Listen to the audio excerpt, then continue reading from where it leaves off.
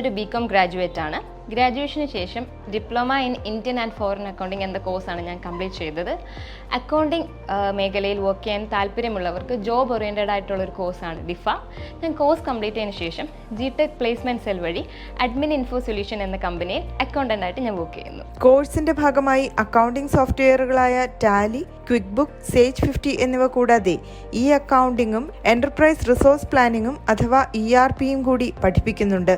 Tally പോലുള്ള സോഫ്റ്റ്വെയറുകളിൽ നിന്നുള്ള complicated data സാധാരണക്കാർക്ക് മനസ്സിലാക്കാവുന്ന വിധത്തിൽ ഓഫീസ് ആവശ്യങ്ങൾക്ക് വേർഡിലേക്കും ബിസിനസ് ആവശ്യങ്ങൾക്ക് എക്സലിലേക്കും ഇനി അഥവാ പ്രസന്റേഷൻ ആവശ്യങ്ങൾക്കാണെങ്കിൽ പവർ പോയിന്റിലേക്കും മാറ്റാനുള്ള ട്രെയിനിങ് കൂടി വിദ്യാർത്ഥികൾക്ക് നൽകുന്നു.